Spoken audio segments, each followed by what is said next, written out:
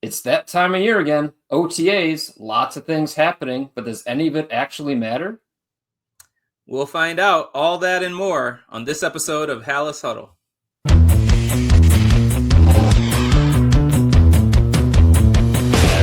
Huddle up! Huddle up, Hallis Huddlers. I don't get to say this anymore, but this is a Rob-free episode. Not that we like it that way, but, he's not able to join us tonight. So it's me, Justin Oniemi, and Bob Weiss going to carry us through a News or Noise episode.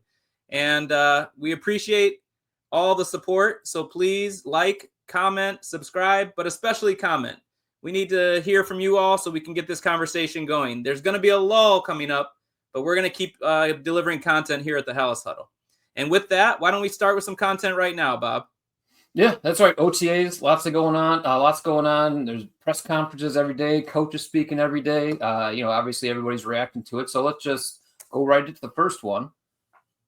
Ben Johnson at the podium, impressive guy. He has already done enough to establish himself as a better head coach than his predecessors. News or noise, Justin?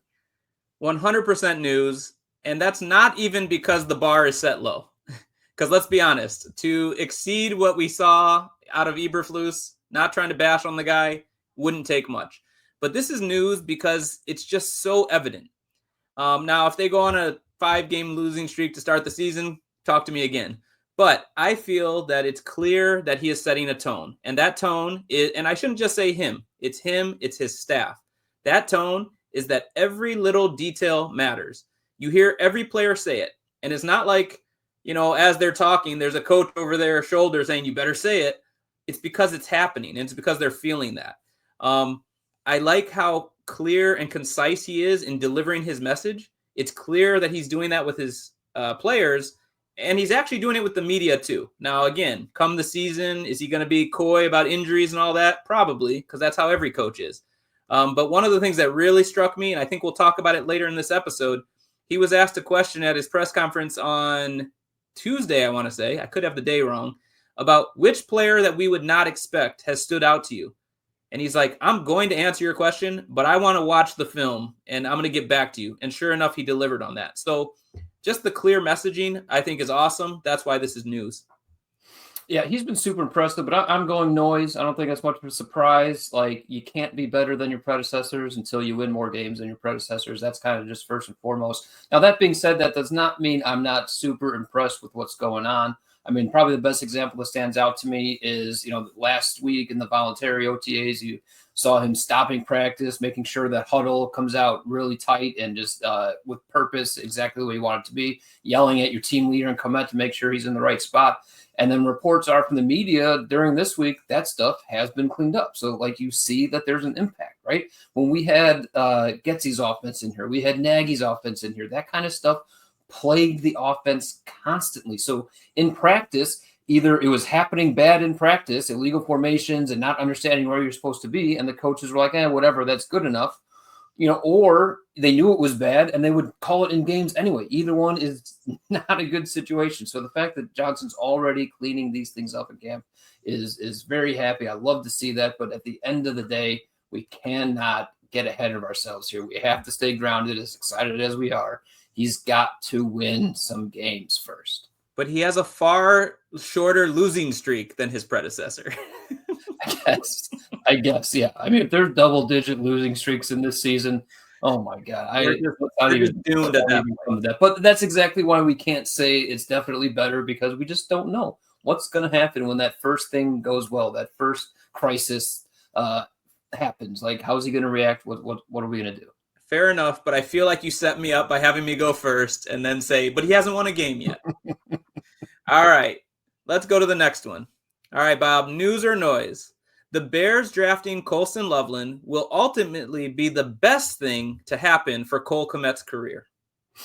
So I'm going to go news here. I wasn't expecting this to kind of be one of the stories coming out of OTA, but I thought Kmet's press conference was just excellent. I mean, he was already the media's Good Guy Award winner last year, and he handles the media really well, and he was just super honest about things. Like, I didn't really anticipate as much the whole thing where they said the coaches had to reach out to Kmet after the draft pick of Loveland, right? I didn't expect that to affect Kmet so much, but it clearly kind of did, right? He made a point to say we had the initial call, and then there were multiple follow-up conversations about making sure that him and the coaches were clear on the same page about exactly what Kmet's role in this offense is going to be. And it seems like he's kind of taken that to heart, and I think he knows that, yeah, there's another player here that's I'm not necessarily the only guy here in the tight end room. And I think he's going to take that and internalize to make himself be a better player. Another telling part about that was when the question was about him mentoring Loveland. And he kind of went out to his way to say, yeah, sure, I'm going to help him, but I'm still working on becoming the best player that I can be. I still have a lot of room to grow. So, he mentioned Jimmy Graham was kind of a finished product when he was a rookie, that kind of thing. But, Kmet's still going to push himself. So what this looks like, I know I've mentioned before in this podcast that maybe Kmet could be a trade target for somebody later because there still are only so many targets to go around. So that could be something interesting. But at the end of the day, I think that this is a wake-up call that, hey, my career isn't, in a spot where I'm happy with it yet. And this is a good thing I need to get him kicking, going in the right direction. Yeah, I know we sometimes say that we like to disagree just to disagree, but I'm also going to go news. But I'm going to say that I'm going to adapt the question a little bit here. It's the drafting of Colston Loveland in conjunction with running Ben Johnson's offense. Because we hear, Ben Johnson likes to run 12 personnel. Well, he's not going to run it if he doesn't have the personnel to run it. And Kmet has proven to be a solid tight end in this league. But by himself, with the depth chart that we had coming into the draft, I don't know that 12 personnel was going to work too well. I mean, in all of our mocks, we were big on Mason Taylor. We were kind of sure they were going to get a tight end at some point, but they went out and got who a lot of people, maybe half the league, thought was the dude at that position. And so I'm glad, like you said, that Kmet's approach to this is, I was a little bit caught off guard with that pick, but I'm going to see it through. I'm going to make sure that it makes me better and that it makes this team better. And so that does excite me. You mentioned there's only so many balls to go around. And I just hope that could affect a lot of players, not just the tight end room. But two things. One, if you're actually converting third downs and your drives are longer, then people can still get their touches, and winning cures all. So if it's leading to wins, I know we're talking about tight ends here, but DeAndre Swift was asked a similar question, and he basically said, look, there are going to be games when one guy is the guy, and we're going to feed that guy. And I think there'll be games where that guy is Kmet. So, I think he's taking a good approach at it, and it excites me. So here's hoping that it does ignite something in his career. Yeah, and I thought I might be able to tie DeAndre Swift into this conversation somehow as well. And he had one of my favorite quotes from the press conferences about what did you feel when you heard rumors they were going to trade up for running backs, bring some other guy in. And he said, it really doesn't change my approach. My goal this offseason is to make myself undeniable. And I love the way he said that, right? He's got a fire lit under him, and hopefully we're going to see that in production once the season starts. Some more media focus, I'd say, with some of these guys who came to the podium and Moore and Tyrique Stevenson in particular, was just all about last year. What are we correcting for this year? So news or noise, it's time to move on from 2024 embarrassments like DJ Moore's body language and Tyrique's moment at the end of the Commanders game. I'm not sure if I'm understanding the question correctly, because I feel this is completely noise if it means move on in the sense of these players are to be shunned. But it is news in my mind if it means let's just get past it.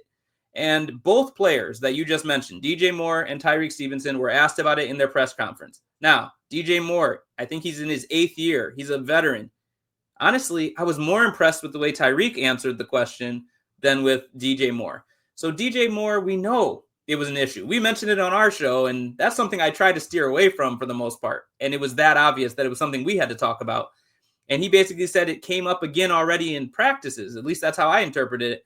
And quickly it was put to rest. And people said, how? And he just said, I'm not going to do it again. Whereas with Tyrique, the question was, have they brought up your, embarrassing situation from last year? And he said, no, and nor do they need to. He said, unfortunately, I'm in a career and a job where when I mess up, it's on national TV, but I learn from it. And the people in that locker room who I need to, be apologetic towards, they know that it's behind me and that it's going to light a fire in me to be better and more focused. So when I heard that, it really lifted my spirits on Tyrique Stevenson, because let's be honest, what he did showed selfishness and immaturity. But he's only 23 or 24, and so maybe he was a bit immature. And it seems like the way he answered that question was a more mature player. And so the coaches sense that and say, let's move forward, not look back. Yeah. So the intention of this question was, as you went with the second one, just put it in our past. It's not about moving on from the players. It's about moving on from the moments. And I'm actually still going to say noise a little bit on this. There's a lot of, commentary I saw about these press conferences. Why did the media spend so much time, about half of the time with DJ Moore about body language stuff, and, more than half with Tyrique Stevenson about maturity and moving on and what have coaches done and everything. And I just think it's unfortunate that there's nothing that these players can really do yet to prove that they actually have learned and moved on, other than what they say in these press conferences. And the media hasn't really had any opportunity to ask these players those questions since the new staff has. So that's where this kind of came from. But I also will give the media a little bit of credit, and I think it's important for them to also hold these players accountable to that, right? There's not a lot that media can do or say when players run a wrong route or don't understand a certain concept. But when you see DJ Moore walk off the field in the middle of a play with his head down, like that's something that you can hold a player accountable for. So this is kind of a bit of their role. And that was almost DJ Moore's first reaction or first response to the question was, yeah, I'm not going to do it, so you guys can't ask me about it anymore. So it's one of those things that I'm not necessarily, wasn't my favorite conversations this week about, let's talk about all the ugly, bad stuff that happened last year. But I still think it's important to kind of keep it, not necessarily in the forefront, but to a spot where, hey, we remember, and hopefully we're not going to have this issue anymore. I don't know how to gauge what I'm about to say, but it's, I guess, my version of a hot take. I would be more surprised if Tyrique Stevenson has like a standout moment of like, what the heck was that in terms of like what we're talking about, than DJ Moore at this point. And that kind of worries me. I'm a big DJ Moore fan, but you already said there's only so many balls to go around on the offense. What if he's not getting featured as much as he likes? What if things don't go well, especially right off the bat? He's never once played for a winning team, and I'm not putting that on him, but that's the truth. I don't necessarily disagree with that take, because I think DJ Moore's issue is more of like a mindset thing, like here we go again, and you can't really control your reactions in that way. Where Tyrique Stevenson just was a caught up in the moment type situation, right. And it was ugly, it was embarrassing, but hopefully they knock some awareness into you moving on. Goes back to winning will cure everything. So winning will cure everything. That's right. So as Justin said at the top of the show, we still, even though OTAs are going to end next week and the players are away for 6 weeks, we still got tons of content for you guys. So stay with us. Hopefully we're going to have a lot of fun this offseason. Stay with football, maybe get off football a little bit, but we're going to enjoy ourselves. But if you enjoy the Hellas Huddle, you want to see us grow, you like what you're doing or what we're doing here, you can actually make an impact right now by just making a comment, right? The way YouTube works, if they see a video getting lots of comments, lots of interaction, they're going to say, hey, look, this video, people like it, and they're going to send it out to more video, and that's how the channel grows. That's how we can get more subscribers and just keep this thing going and going and going. So right now, you can just comment anything you want. It doesn't have to relate to anything we're talking about. You can do huddle up, tell us what kind of coffee you're drinking. It doesn't matter. Even just scribble 12 letters and hit enter. It doesn't matter. The YouTube algorithm will say, hey, look, people like it. So just help us out here, and let's just see if we can make this channel grow. I can't wait to read the comments now, because I'm expecting some real winners out there now. That's right. I'm looking forward. I'm not. Hellas Huddlers will not let us down. They will not. All right. All right. Back to news or noise here. So this one's coming your way, Bobo. If the Bears struggle early in 2025, we can look back at the injuries to Loveland and Burden, who have not been able to participate in any of the OTAs up to this point, as one of the reasons why. So I'm actually going to go news here a little bit. It's one of these things that's kind of mixed messaging about these OTAs and how important they really, truly are. Like, coaches want everybody here. It's mandatory. It's important, right? But then they also say, well, it won't really impact their job status. It won't impact things moving forward. They'll be able to make up for missed time for injured players, right? And it can't be both. It really can't be both. So I'm inclined to believe the first, in that these workouts are important. These workouts mean something. And so it's not that all of a sudden Burden and Loveland aren't going to be good football players, but there's experience to be gained here. There's chemistry to be gained here. There's just little bits that you can't replace by watching from the sidelines that is to be gained here. And if there's a slow start, if there's some chemistry issues, especially at the start of training camp, if there's some things that go on, and these are two players that are expected to be big parts of the offense, right? The number one pick, the guy, the move tight end, the guy you don't have in the building you bring in, and the guy who's expected to, I think, basically be your main slot player in Burden, and they're not here. And that's got to be a bigger deal than nothing. I want to go noise just to disagree with you. So I'm going to go noise, but I mostly agree with you. Here's the thing, though. You are right. These are players that we hope are going to have an immediate impact. And when I say immediate impact, I mean impact in 2025. Now, have these setbacks put them behind? Yes, I do believe that. And my hope, though, one, is that the Bears don't struggle early. But as much as they are depending on these guys, they still understand that these are rookies. When you look at Loveland, and I've heard this many, many times, tight end is one of the most complex positions to come into as a rookie. Obviously, we've seen the outlier with Bowers just last year, but it might be, even if he had been healthy, that this was going to take some time for him to, be up and running at 90% of what he's going to be. My hope, though, is that there are other players on this team that are going to step up. We keep saying there's not enough balls to go around. Well, I hope that's the case early on, that DJ Moore, Roma Dunze, he's not a rookie. This is a year where we're expecting him to go up from where he was. Olamide Zacchaeus is a guy who, prior to them drafting a guy like Burden, I was excited to see what he could do in the slot.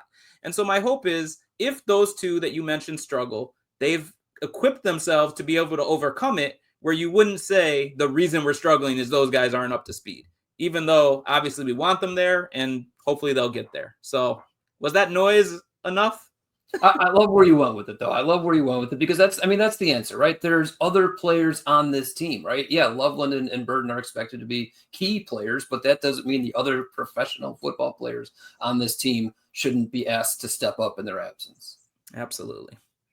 All right, so another guy who has not been participating at camp is Braxton Jones. So, Justin, Braxton Jones not participating, is that leaving him behind in the left tackle competition? News or noise?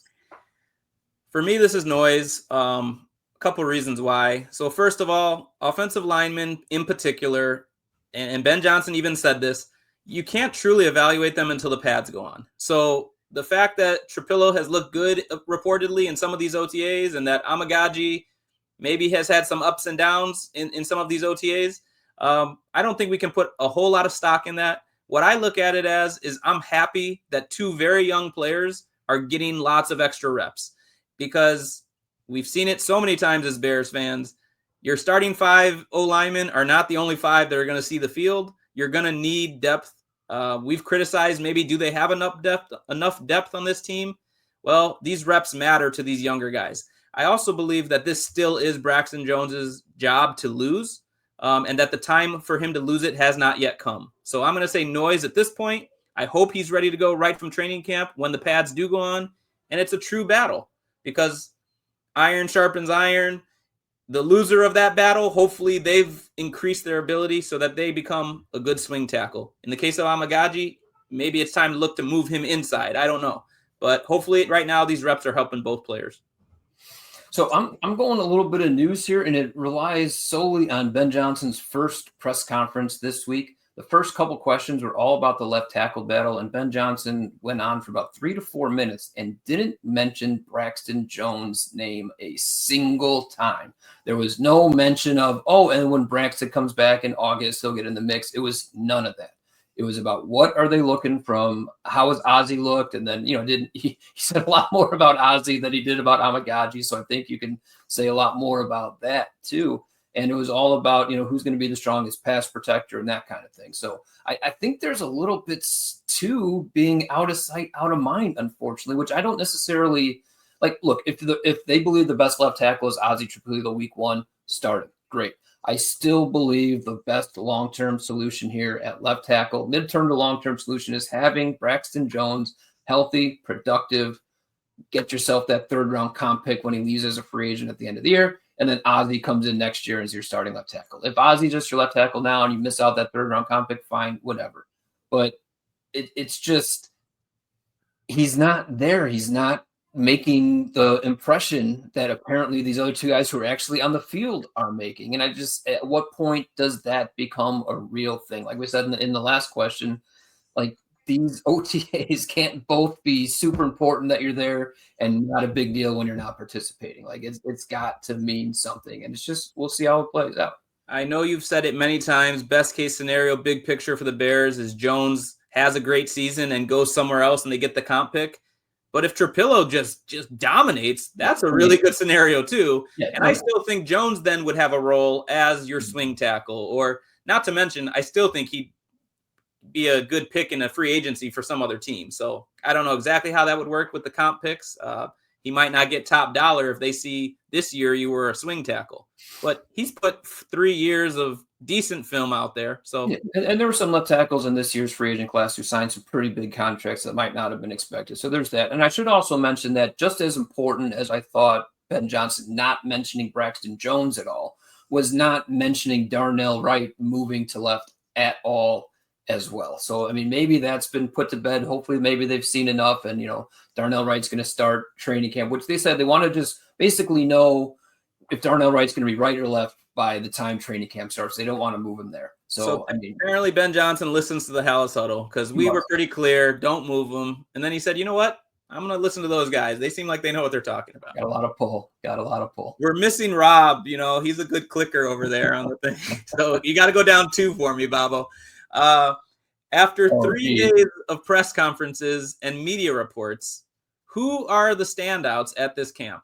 I guess we're not really going news or noise here, but I did mention earlier how Ben Johnson was asked this question, and he didn't just try to come up with an answer, and he didn't poo-poo the question either. He said, you know what? I'm going to get back to you on that. And he mentioned a few players. Do you want to talk about a couple of them? Yeah, I'll go with a couple that he mentioned. I know you had some others you wanted to bring up as well, but I think the 2 that are kind of like right away, my eyebrows rise up. And I think maybe if Rob, you heard him too, was Dominique Robinson and Ruben Hippolyte, right? So at the beginning of this mock offseason, Dominique was the first guy Rob tried to cut off this team. And now he's getting shout outs from Coach Ben Johnson in the first mandatory OTA. So it's something that I kind of was hoping that Dominique, a different coaching style, different coaching system where he can just use his athleticism and just get after it and go, hopefully is going to, do him well. And Ben Johnson mentioned his special teams impact as well. So, you don't make any decisions here, especially with the guy who might be the 44th player on your roster here in June, but it certainly seems like he made an impression on the coach. And then Ruben Hippolyte he's a 4th round pick. So 4th round pick shouldn't be expected to, just suck in camp. That should make something, but it was good to see. He basically said there was a vast improvement from Hippolyte from the beginning of this offseason process to where he is right now. So you'll have to see it from a player who should be a starting Sam linebacker, 4th round pick, and you don't have anybody there. So good stuff there. Yeah, I mean, Hallis Huddlers who really watch us regularly, I was here saying, I think just a couple episodes back, that the Bears still need to address end and should be looking for Clowney as a potential option. But it's real easy to spend money that's not yours, right? He would demand probably $8 million to come here. And although they might be able to make that work, what about the guy you have under contract on a rookie deal who has the Dennis Allen prototype body, who never really has shown much? I think his first game of his career was his best game. At least on defense. He has been a solid contributor on special teams, as you mentioned. But they probably want to give guys like that a look. Give him a chance. Let him see what you got in a guy like that. So that was exciting. Now, another player that was mentioned was Kyle Monangai. And I think, as you just mentioned, Hippolyte, it shouldn't be a shock. You took him in the 4th. Monangai, they got in the 7th. but a lot of people had that 4th round grade on him. So you would hope he would be showing stuff. I'll be honest, there was a couple, I don't see much, but I see some videos, and there was a video with him doing one of the cone drills and wasn't looking so good. And of course, coach is giving him the business, but that's just one little snip. And apparently he has shown some quickness. Again, no pads, so that can be a little deceptive with the running back position. But the other thing I like to hear is that out of the backfield with his hands, again, there was a clip of him catching a ball all body, but they've been impressed by him catching the ball out of the backfield. Sometimes you see college production and you wonder, is a guy capable of certain things? Well, maybe he's been capable, and it just wasn't something that was stressed in that offense that they ran. But you would like to think, especially since he's a good pass blocker, that he could also be utilized coming out of the backfield in check down situations. But just the fact that coach is highlighting, 2 of these rookies that, the eyes should be on them is a good sign. He mentioned one more player, and it was a tight end who I don't even really know. I'll be honest with you. Joel I looked him up. Yeah. Joel you looked him up. I'll toss it your way, but this might be because Loveland hasn't been out there. It could be, exactly. We're talking about Loveland's not out there. Who's going to make the most of those opportunities? In this case, apparently it's Joel Wilson making some memorable catches practice after practice. It wasn't just one practice. Coach said he's making them a bunch of practice. So Joel Wilson he's a tight end out of Central Michigan. He came out as an UDFA 2 years ago, and he just bounced around. The Bears are now his 4th organization, just practice squad guy, never actually made an active roster for a game. So it's nice that, if he's the 65th player on this roster, he got a little bit of shout out from coach today. So good for you, Joel Wilson. Nice work. So, anybody else stand out to you, Justin? I think I will say another standout. I can't remember who asked the question, so I apologize for that. But somebody was asked a question about whose body type just made you go, whoa, oh my gosh. And the answer was Gervon Dexter. And then he was actually at the podium, and it's hard to judge on the podium, but I was kind of like, my God. And they started asking him about his body. He said, hey, thanks for noticing, But we've talked many times on this show, and I wish Rob was here for you two to go back and forth. Not that you think he's a bad player, but you said he needs to show some consistency and dominate some games. And, putting on a bunch of lean muscle, that could be a start. But he was even asked, too, about, your position isn't necessarily safe. Key additions were brought into this team at your, on the D-line, on the interior of the D-line, both in Grady Jarrett and in Shamar Turner.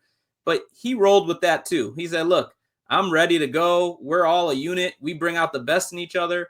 And so, as you've said many times on this show, defensive line has to be a rotation. And you want your guys ready to go when they're in there. So to have that depth is going to hopefully raise all of their games. I'm super excited about that depth. It looks to be 7-8 guys deep right now. Dominique Robinson is a guy. I mean, no one's even talked about Austin Booker yet. Is that good or bad? I don't really know. But, I'm really excited about that D-line. And go back to Dexter a little bit. Montez Sweat talked last week in voluntary and brought up Gervon Dexter basically unprompted about how good he's looked, how he's been a leader. And then, Billings today was kind of asked about him, but he also just, said nothing but great things about Dexter. So, I know me and Rob always have a back and forth whenever it's brought up. And it's just, I see the potential in Gervon Dexter. Just Rob thinks he's already there. And I think that he's got to make that leap still. Well, this could be the year where we all unite, hopefully. Yeah, that's right. And if Billings is worried about playing time, I saw him running routes. So yeah, there was a lot of other fun, I guess they had. He wasn't the only one. There was a bunch of, but it might have just looked like, hey, this is for fun. But we know Ben Johnson likes to do trick plays here, so he was scouting them in that regard too. I do believe it was a tryout today. Absolutely. So we'll see who passed the test on the first trick play of the season. My money is not on Doug Kramer, by the way. Yeah, I can't imagine. Well, he's got some experience not playing offensive line on offense, so maybe. All right, you got anything else, Bobo? No, just exciting times. It's just nice to see what appears to be a franchise heading in the right direction. Love it. Can't wait. So, because Rob's not here, this is all on me. All right, Bears fans, Hallis Huddlers, bear down, claws up. Ready, break.